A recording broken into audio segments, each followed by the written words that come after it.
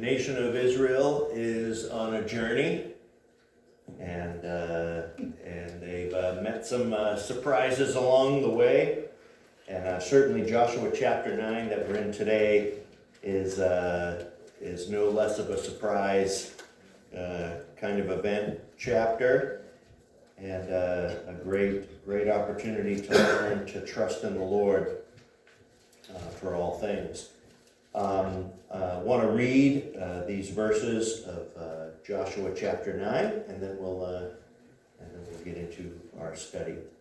Joshua 9, starting in verse 1. As soon as all the kings who were beyond the Jordan, in the hill country and in the lowland, all along the coast of the Great Sea toward Lebanon, the Hittites, the Amorites, the Canaanites, the Perizzites, the Hivites, and the Jebusites heard of this, they gathered together as one to fight against Joshua and Israel.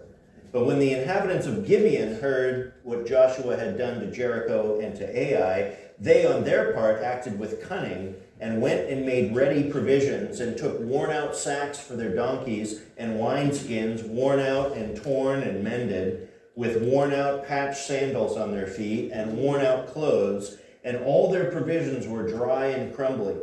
And they went to Joshua in the camp at Gilgal and said to him and to the men of Israel, "We have come from a distant country, so now make a covenant with us."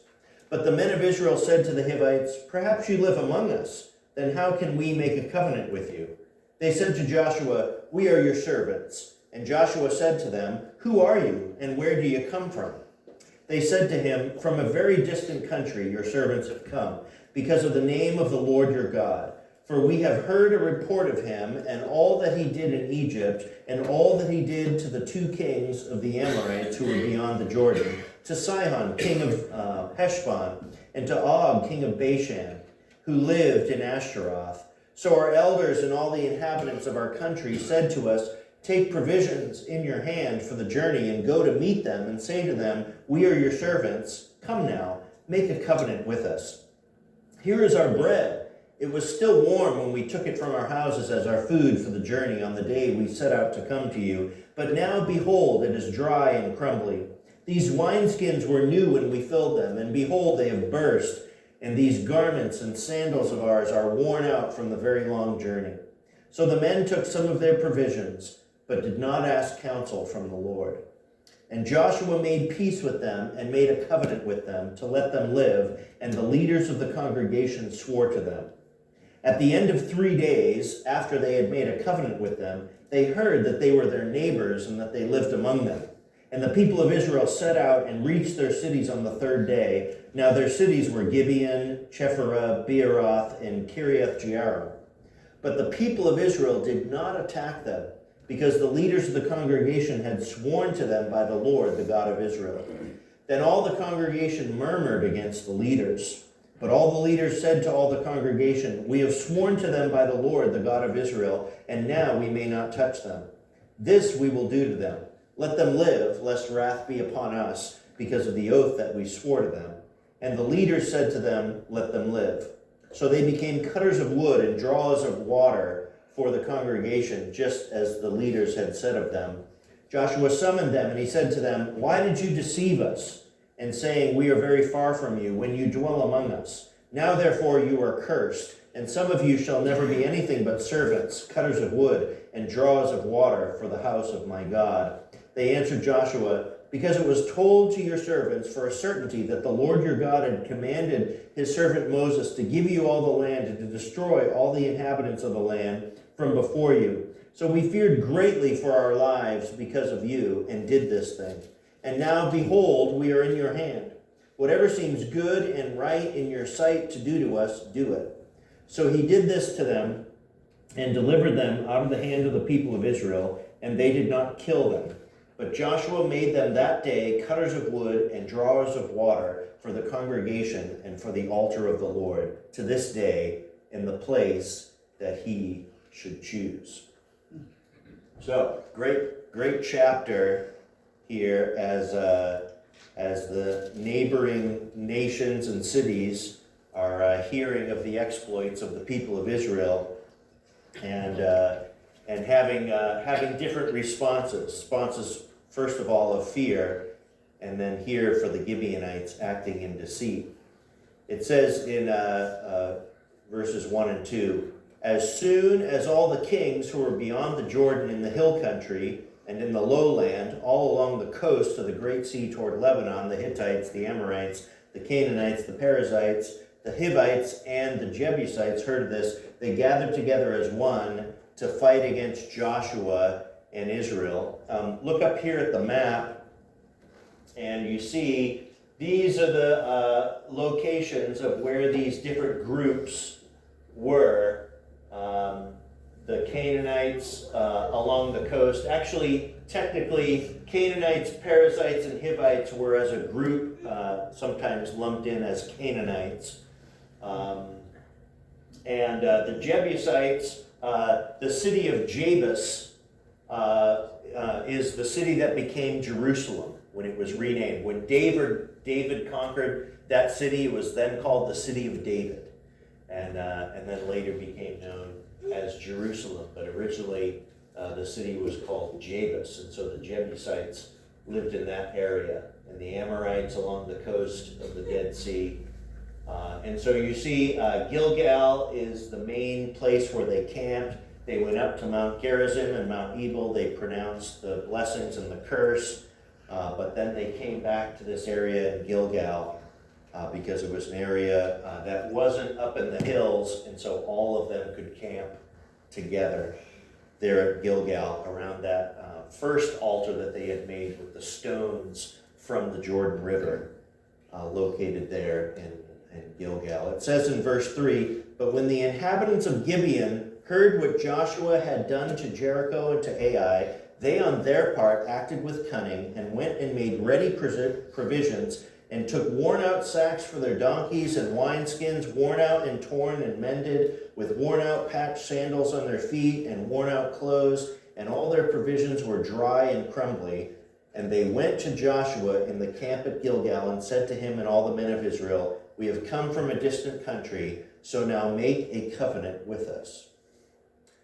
You know, here they were hearing of what the Lord had done for Israel, you know, and not everybody who hears about the work of the Lord responds the same way, right? You know, sometimes we think, oh, well, these people are going to hear about the gospel and going to hear about what Jesus did for them, and once you hear it, you just can't help but respond to God and come to the Christ and accept Him as your Savior. Well, that's not what happens. Not everybody responds the same way to the gospel. Here, they heard of the exploits of Joshua and what had happened to Jericho and to Ai, and they didn't say, oh, just like Lydia in Jericho, they didn't say, oh, we know that the Lord is giving this to you, and no, they said, we have to do something about this. We have to protect ourselves, right? So they chose deception. So that's one thing. Not everyone who hears about the work of the Lord will respond in the same way, right? We need to be ready for that, right? Some people are like, no one's going to be the boss of me. Right? Some people respond that way. Some people, just want to figure out their own way. They don't want to have to make big changes in their life, right? They think that perhaps there's another way to do it, and and they take their own plan and their own. It's kind of like as I'm talking with my teenagers and they learn how to drive, for some reason teenagers think that they're invincible, right? They also think that most of the laws for their safety are dumb, right? They think they know. Yeah, right. It's all that those laws are for is to make life hard for you, and so why would you put up with that?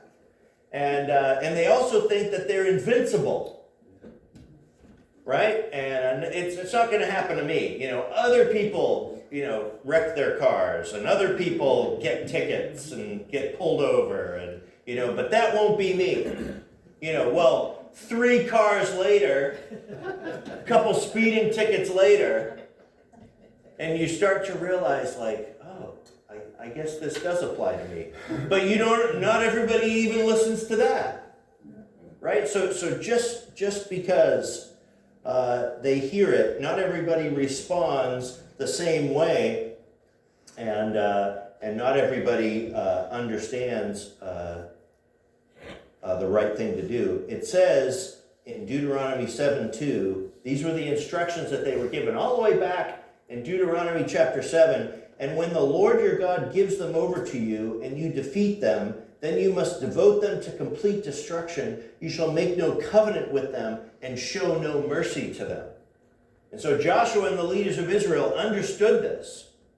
And so that's why they were saying, perhaps you live among us. How do we know this? Right? It says in verse 7, but the men of Israel said to the Hivites, perhaps you live among us, then how can we make a covenant with you? They said to Joshua, we are your servants. And Joshua said to them, who are you and where do you come from? They said to him, from a very distant country your servants have come because of the name of the Lord your God. Isn't this interesting? They're basically saying the name of the Lord your God is strong, and we have heard of his testimony, and as a result, we're going to try to lie to you and him. Right? Doing crazy thinking gymnastics here. Right? For we have heard a report of him and all that he did in Egypt and all that he did to the 2 kings of the Amorites who were beyond the Jordan, to Sihon king of Heshbon and Og king of Bashan, who lived in Ashtaroth. So our elders and all the inhabitants of our country said to us, take provisions in your hand for the journey and go to meet them and say to them, we are your servants. Come now, make a covenant with us. Right? So they press them and they use the deception of the worn out provisions, and they also say, we have heard the news that your God is a great God, and so we want to make a covenant with you. But the reality is we're just trying to save our necks, and we realize that we can't do it by just letting you do what you've been doing. We got to find another way. We have to manipulate this. We have to try to control the situation and see if we can get negotiations underway. Deuteronomy chapter 20. So we looked at Deuteronomy chapter 7, but here's Deuteronomy chapter 20 that gave them very specific information about the promised land. See if you recognize any of these names as we read it. And when the Lord your God gives it into your hand, you shall put all its males to the sword. But the women and the little ones, the livestock and everything else in the city, all its spoil, you shall take as plunder for yourselves. And you shall enjoy the spoil of your enemies, which the Lord your God has given you. Thus you shall do to all the cities that are very far from you, which are not cities of the nations here. But in the cities of these people that the Lord your God is giving you for an inheritance, you shall save alive nothing that breathes, but you shall devote them to complete destruction, the Hittites and the Amorites, the Canaanites and the Perizzites, the Hivites and the Jebusites. Sound familiar? As the Lord your God has commanded. Right? So it was very clear what the instruction was for the nation of Israel regarding these other nations and cities.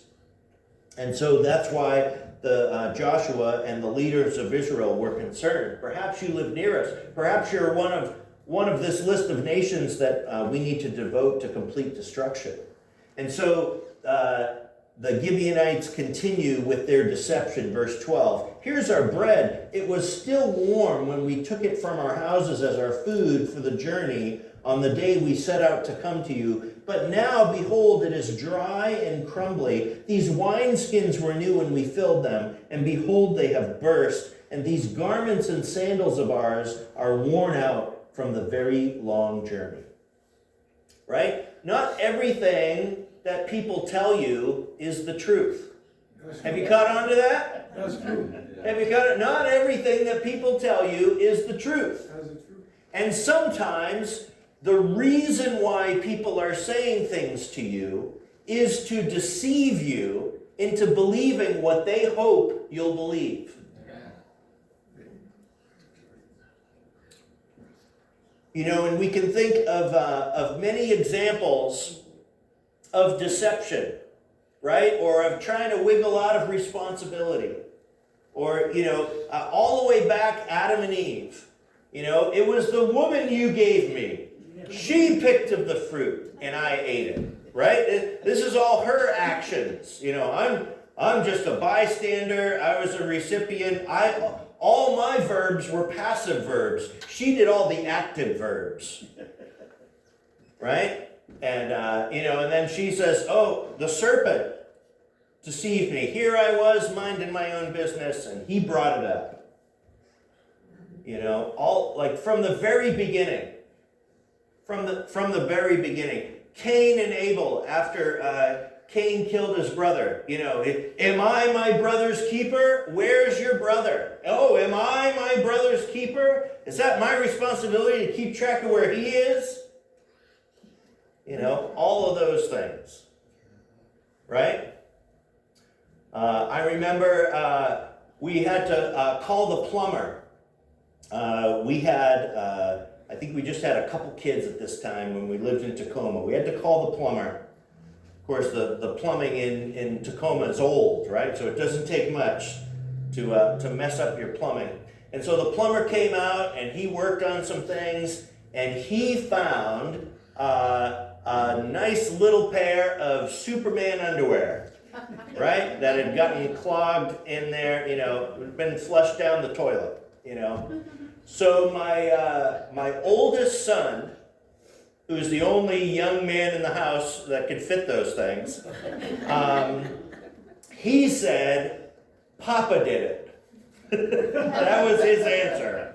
That his grandfather must have flushed his underwear down the toilet. Right? You know, it can't be me. Don't look at me. I'm not the problem here. Right? Just whatever I have to tell you to get out of it. Right? We find all kinds of ways to steer, to help people believe this deception. Oh, look at our old sandals and our old wineskins, and you know, all our food, our bread was warm when we left, and now it's all dry and crumbly. You know, and then look at verse 14. So the men took some of their provisions, but did not ask counsel from the Lord. Right? Here's another thing. Not everything you perceive is the truth. Not everything you perceive is the truth. So that means several things. Number one, you can't always rely on your own perception and reasoning. Right? Just because you saw it, just because they sampled their provisions, sure enough, this bread is dry and crumbly. You know, well, what does that mean? Well, it isn't always the obvious. It isn't always what you think it is.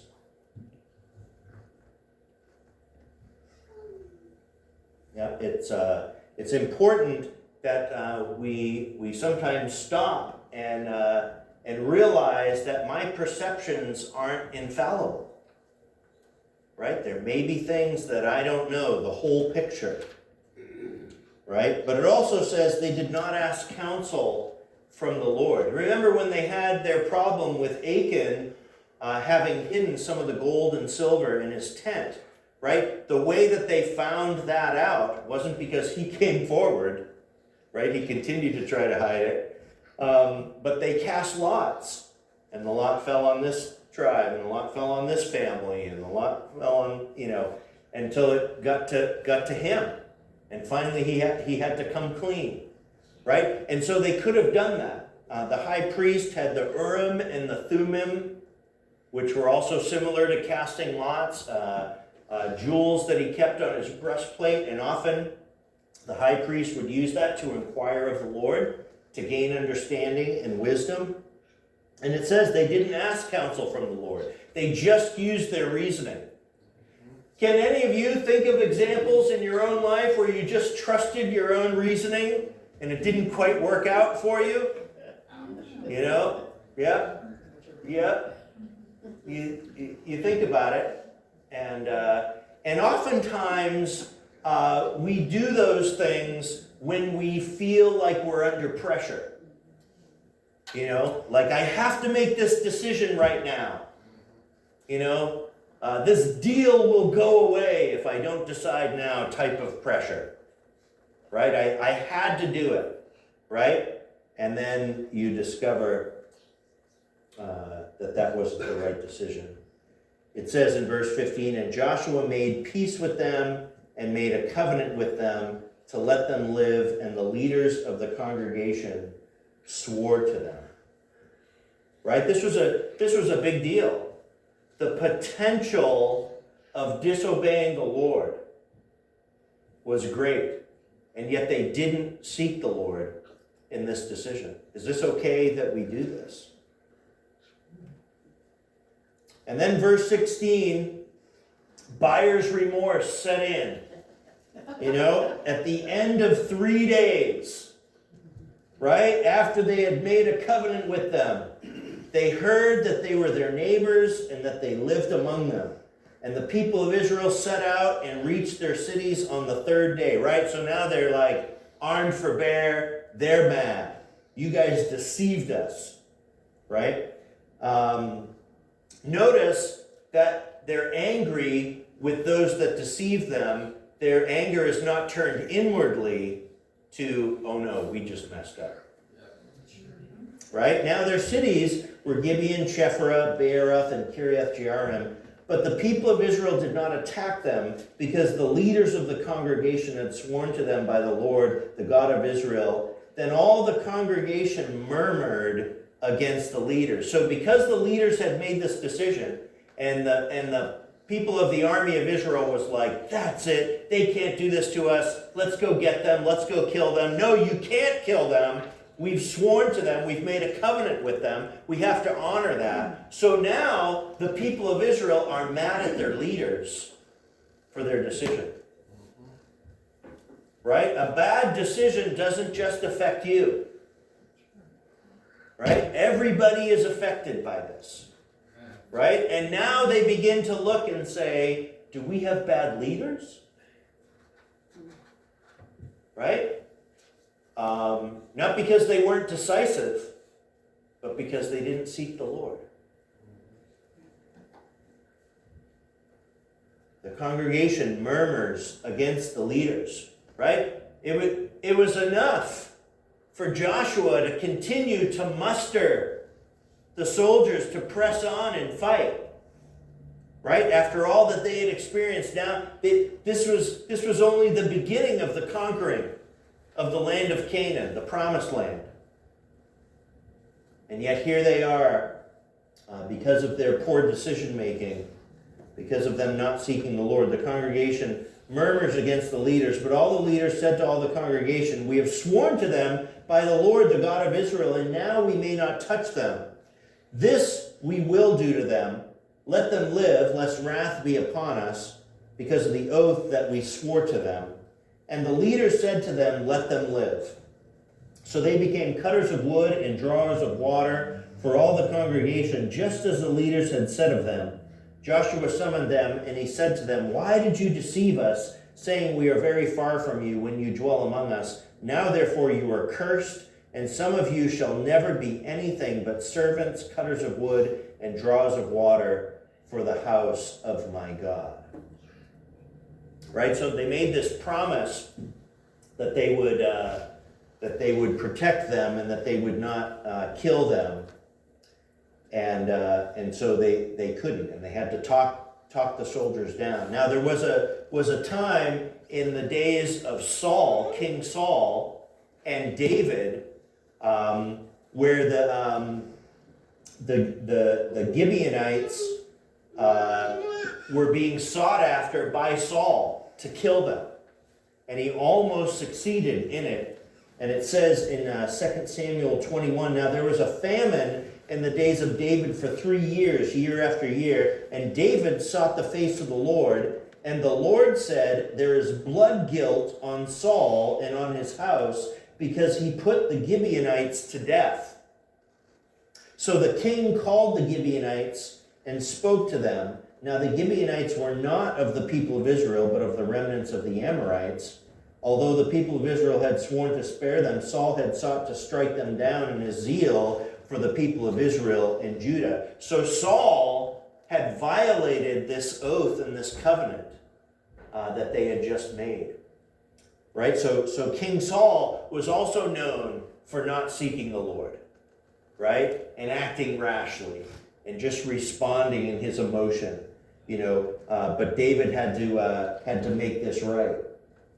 Back in our passage in verse 24, the people of Gibeon answered Joshua, "Because it was told to your servants for a certainty that the Lord your God had commanded his servant Moses to give you all the land and to destroy all the inhabitants of the land from before you. So we feared greatly for our lives because of you and did this thing. And now, behold, we are in your hand. Whatever seems good and right in your sight to do to us, do it." So he did this to them and delivered them out of the hand of the people of Israel, and they did not kill them. But Joshua made them that day cutters of wood and drawers of water for the congregation and for the altar of the Lord to this day in the place that he should choose. And so they began to be their servants. And so they were able to be kept alive. They weren't killed. And so I suppose that in one sense, hey, that was a good decision, right? That was a good, we squeaked out of it, right? But they became servants for the congregation, and it says, and for the altar of the Lord. They actually were ancillary servants to the Levites, serving for the tabernacle, and cutting wood and drawing water, and that those tasks, those responsibilities are kind of the lowest of the low, right? In those days, that's how they described it. In Deuteronomy 29, it says, "You are standing today, all of you, before the Lord your God, the heads of your tribes, your elders and your officers, all the men of Israel, your little ones, your wives, and the sojourner who is in your camp, from the one who chops your wood to the one who draws your water," right? From the leaders all the way down to the one who chops your wood and the one who draws your water, so that you may enter into the sworn covenant of the Lord your God, which the Lord your God is making with you today, that he may establish you today as his people, and that he may be your God as he promised you, and as he swore to your fathers, to Abraham, to Isaac, and to Jacob. He's saying in this passage, regardless of your standing here as the people of Israel, God is making a covenant promise with you. And so I just point that out, that this cutters of wood and drawers of water is the low stature, low status, and they became the servants. This, of course, as I mentioned with King Saul and with David, became a thorn in their side, became a burr under their saddle, for the very reason that God had said, don't spare them, don't show mercy to them, because their false gods will then influence you, and your sons will marry their daughters and will be turned to idolatry. And those things began to happen for the nation of Israel because of this deception and because Joshua and the leaders not seeking the Lord. Right? There can be long-lasting impact, right, to decisions that we make where we don't seek the Lord. Right? The things that we do that we think, well, that won't apply to me. Right? I can use my own judgment in this matter. Right? It can be a terrible thing. That's why it's important, probably the most important verse in this chapter is verse 14. So the men took some of their provisions but did not ask counsel from the Lord. Right? May God help us to seek him in all things. Even when you think you have all the information. Even when you think you know the outcome. Even when you think that this is a small thing. I don't even need to bother God with this one. I've got it. Right? It's those decisions, those simple decisions where we think of ourselves more highly than we ought to think. and don't seek the Lord. And so may God help us to seek him in all things and to allow the time necessary in our decision making for God to speak into it. You know, give God some elbow room in the negotiation of your life, and allow him to speak to you through his word, through other believers, through wise counsel before you make any decision. Let's ask God to strengthen us to trust in him in the days ahead. Lord, thank you for your word. Thank you for the provision of it today, and I pray that you would glorify yourself by it in our lives, that you would draw us close to you. Help us, Lord, that we would not think of ourselves more highly than we ought to think, but to be sober, to recognize our faults and deficiencies and ability to perceive things in the wrong way, to be deceived.